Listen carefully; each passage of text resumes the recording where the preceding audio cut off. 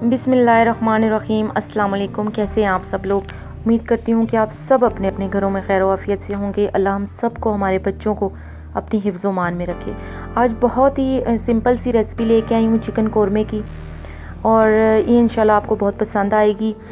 आपने घी में प्याज को ब्राउन कर लेना है, और दूसरी तरफ आपने क्या करना है, लहसुन, अदरक, गरम मसाला, ज़ीरा और धनिया, इसको आपने बहुत अच्छी तरह से पीस लेना है। ब्लेंडर जार में आपने टमाटर डालनी है, हरी मिर्चें, इसका पेस्ट बना लेना है। और प्याज को आपने बहुत ज़्यादा काला नहीं करना है, डार्क ब्राउन करना है। इतना भी डार्क ना हो लेकिन काला नहीं करना आपने प्याज, प्लीज़।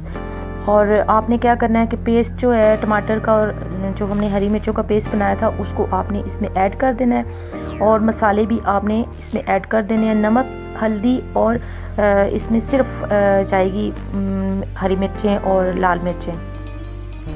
ठीक है, आपने लाल मिर्चें और नमक अपने टेस्ट के मुताबिक ही रखना है। और इसमें हल्दी 1 टीस्पून आपने ऐड करनी है। 1 टीस्पून से भी कम डाल ले, लेकिन मैंने 1 टीस्पून हल्दी डाली है इसमें।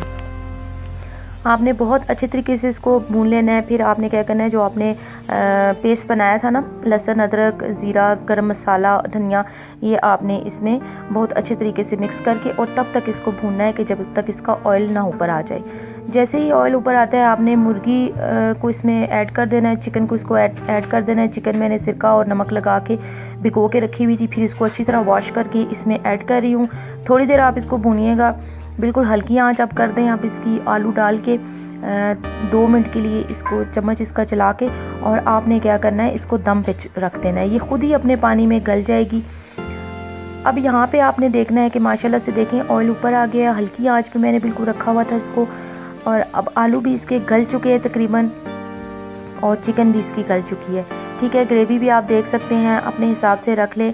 अगर आप यहाँ पे शोरबे वाला चिकन बनाना चाहते हैं तो शोरबा भी आप यहाँ पे ऐड कर सकते हैं। पानी डाल के इसको थोड़ी देर दम पे छोड़ दें। आलू भी गल चुके हैं, चिकन भी गल चुका है, और बहुत अच्छा सा कौरमा तैयार हो गया। आप इसको चपाती के साथ खाएँ, चावल के साथ खाएँ, नान के साथ खाएँ, और घर में साफ़ सुथरी चीज़ बना के खाएं। और मुझे भी ज़रूर बताया करें कि मेरी रेसिपीज़ आपको कैसी लगती हैं। प्लीज़ मेरी वीडियो को लाइक ज़रूर कर दिया करें।